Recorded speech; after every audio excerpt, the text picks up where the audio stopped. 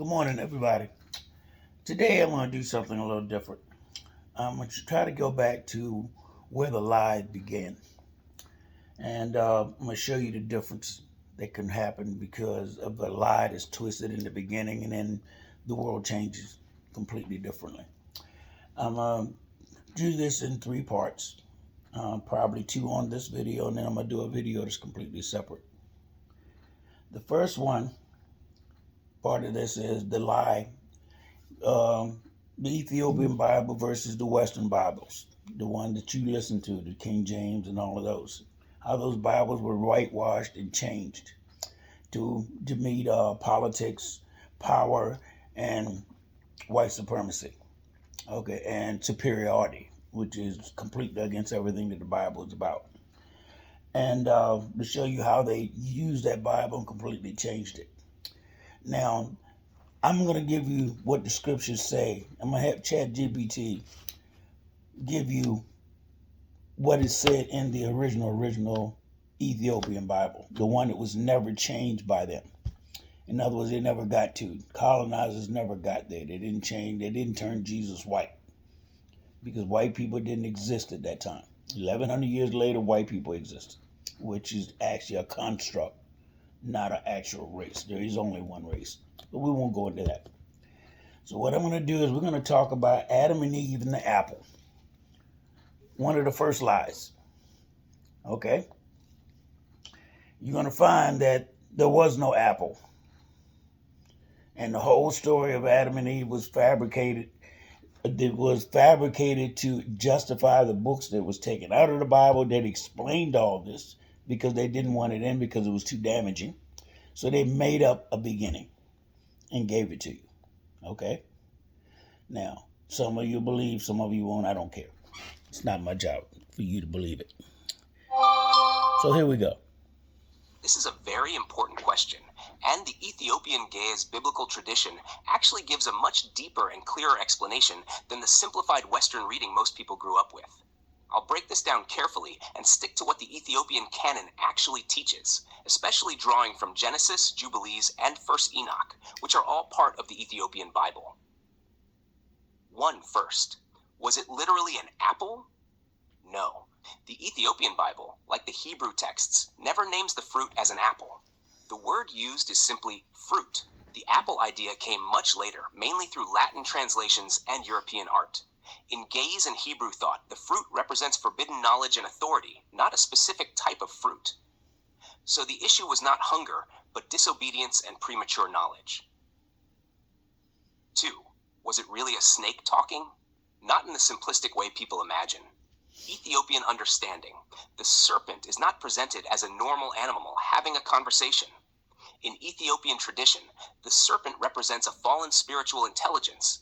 That intelligence is later identified more clearly in 1st Enoch and Jubilees. The serpent was a vessel, not the origin. 3. Who was really behind the serpent? According to the Ethiopian canon, the deceiver was a fallen watcher, angelic being acting through deception. Enoch explains, certain heavenly beings rebelled. They sought to corrupt humanity through knowledge not permitted at that time.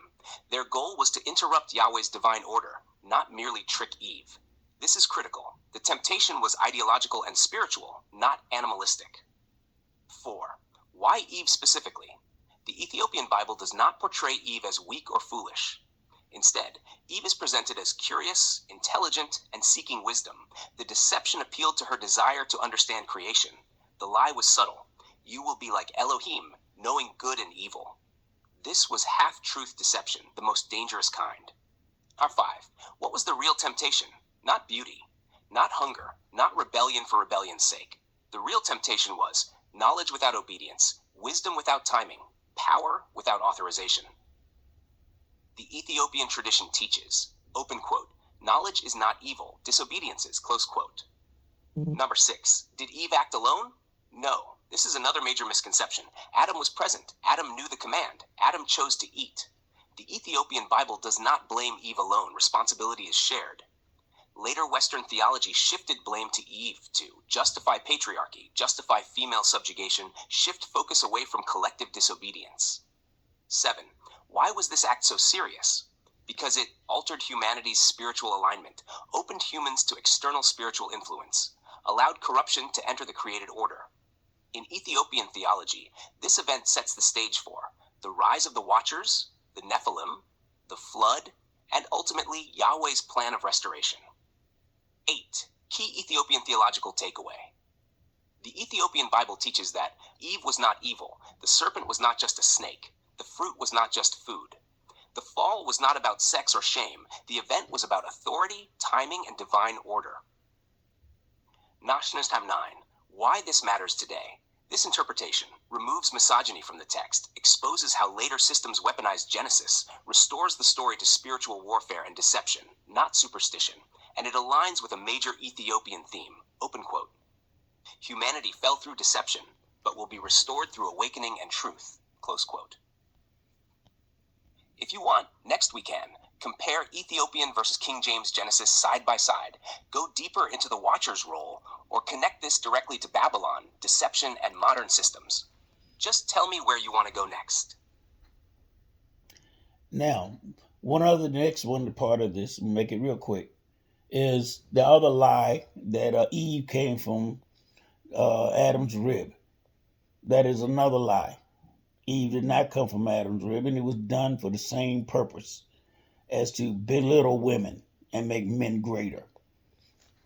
You're not going to like this, guys, but it's the truth.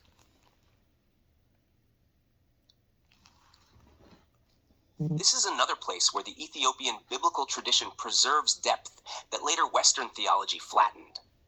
Let's deal with this carefully and stick to the Ethiopian canon and its worldview, not European symbolism. 1. Did Eve literally come from Adam's rib? Not in the crude, biological sense most people were taught. In the Ethiopian Bible, drawing from Genesis in Ge'ez, Jubilees, and ancient Hebraic thought, the word translated as rib is symbolic, not surgical. The key word, Hebrew, tsela, meaning side, chamber, half, structure, support. It does not mean a single rib bone in the modern anatomical sense. 2. What the Ethiopian tradition actually teaches. Eve was taken from Adam's side, not from beneath him or above him. This matters. Not from Adam's head, she is not his ruler. Not from Adam's feet, she is not his servant. From his side, equal, corresponding, complementary. The Ethiopian understanding is unity divided, not woman created as an afterthought. 3. Was Eve created after Adam in a lesser way? No. According to Ethiopian theology, Adam was created male and female in essence. Eve was separated, not invented. Humanity was originally a complete spiritual unity. This aligns with, open quote, male and female, he created them. Genesis 1:27, close quote. Genesis 2 does not contradict Genesis 1. Genesis 2 explains the separation, not inferiority. 4. What does Jubilees clarify? The Book of Jubilees, Ethiopian canon, emphasizes Eve was formed for partnership. Marriage is a restoration of original unity. Woman is not a curse, nor a consequence of sin. Sin happens after Eve's formation, not because of it. 5. Why did later theology distort this? Western theology literalized symbolism, removed ancient linguistic context, used the rib story to justify patriarchy, silence women, place blame on Eve, support domination systems. None of that reflects Ethiopian theology. Number 6. Ethiopian spiritual meaning of rib. In Ethiopian thought, the rib means shared life, shared breath, shared spirit, shared destiny. Eve is Adam's mirror, Adam's counterpart, Adam's completion, not his subordinate. 7. What this says about Eve herself. In Ethiopian tradition, Eve is intelligent, Eve is spiritually aware, Eve is essential to Yahweh's plan. She is not the weaker vessel caricature later imposed on her. 8. The real truth in one sentence. According to the Ethiopian Bible, open quote, Eve was not made from a bone. She was separated from Adam's side, meaning humanity was divided into two equal halves, designed to walk together in purpose under Yahweh. Close quote. 9. Why this matters today. This restores woman's dignity, the original balance of creation, the truth that oppression is not biblical, that patriarchy is Babylonian, not divine. This is why Ethiopian theology consistently pushes back against domination, hierarchy, false authority, weaponized scripture. If you want, next we can break down male-female unity before the fall. show how Babylon corrupted gender theology, or connect this to why Eve is targeted in later traditions.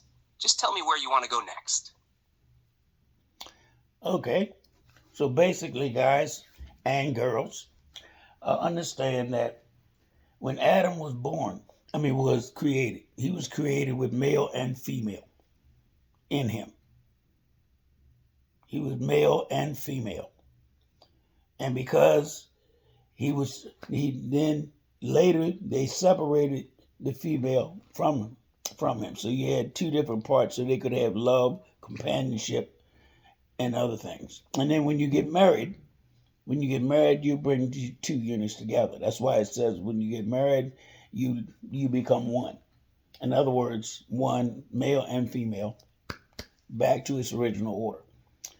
Now, the next video I put out, which won't be on this one, will be the one right behind it. It'll be basically it's going to go over what you've already heard, and then it's going to tell you what it really changed in the world. Guys, I know this is a blow for you, but would you rather live with the truth or keep on living a lie? Because the lie is Babylon. The truth is Yahweh or Elohim. Either one. It's your choice. You either smoke in hell or you thrive in heaven, which is actually going to be here on earth. If you read the real Bible, the Ethiopian Bible, it gives you a completely different story than what the King James, all that bullshit that they talk about. Because number one, the King James, is backed by the Catholic Church, because the Catholic Church wants you to realize that, have the reality that God is somewhere else. And if we want to get to God, we got to go through them to get there. That cuts off their money and all the power that they have. But when you read the real Bible, you realize that God is already in you. You just have to awaken to embrace it. That'll be another video.